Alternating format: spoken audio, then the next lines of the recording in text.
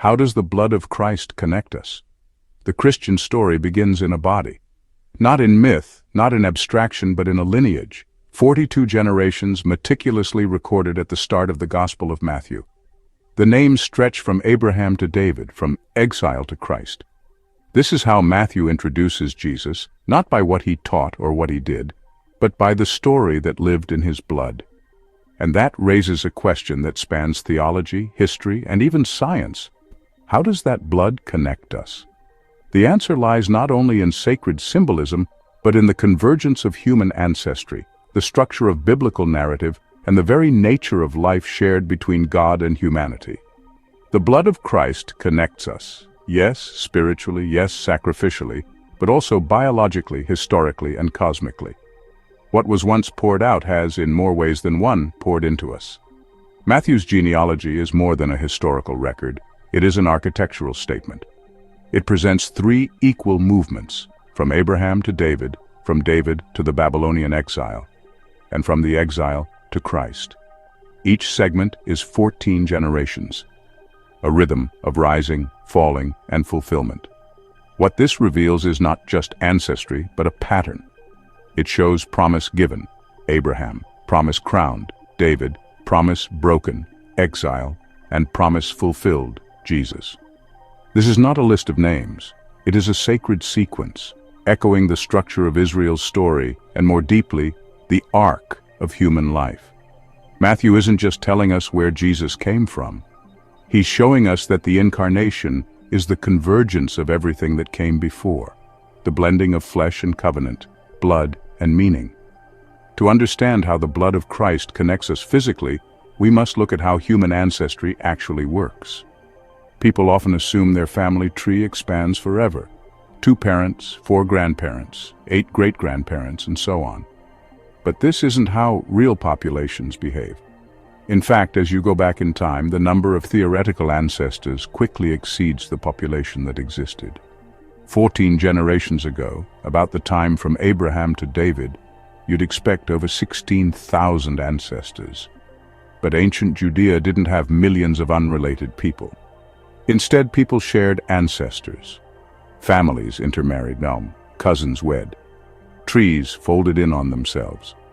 This is called pedigree collapse, and it happens in every population. It gets more astonishing.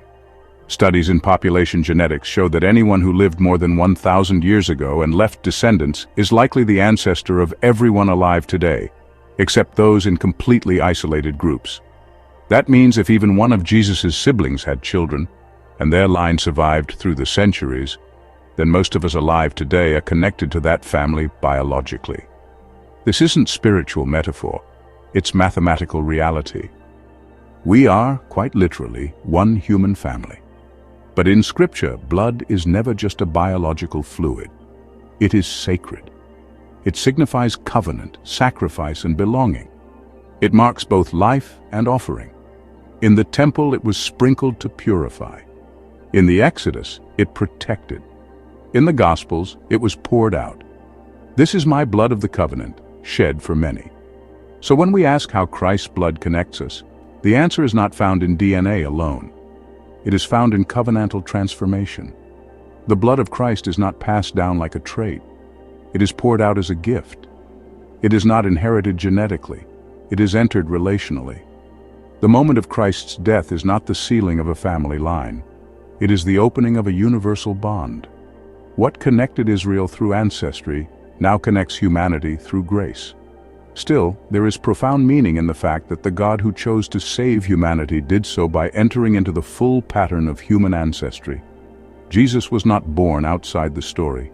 He was born at its center. His bloodline, flawed and complex, included kings and outcasts, saints and sinners. It was deeply human. In this way, the blood of Christ connects us not by making us the same, but by fully joining us in what we are. He does not bypass the brokenness of the human story. He enters it. And by doing so, he transforms it from within. The same is true now.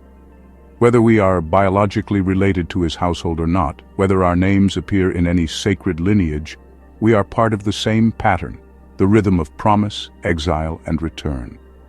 His blood connects us because he shared in what all of us share: breath, body, struggle, and death.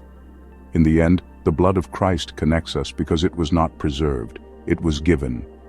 Not enclosed in a lineage, but poured out for the life of the world. And if ancestry shows how Christ's family spread across time, his covenant shows how his spirit spreads across hearts. So when we ask how his blood connects us, we must answer on multiple levels. It connects us biologically through the extraordinary web of shared human ancestry. It connects us historically by entering the story of a people and transforming it. It connects us theologically by turning blood into covenant and sacrifice into union. It connects us existentially by revealing that our own lives are part of a divine pattern, fulfilled in love, poured out for others. The real power of Christ's blood is not that it binds a chosen few. It is that it brings all into one family, one body, one life. We share his blood not because we descend from him, but because he descended into us, into our story, our world, our flesh. And the connection he forged there cannot be broken.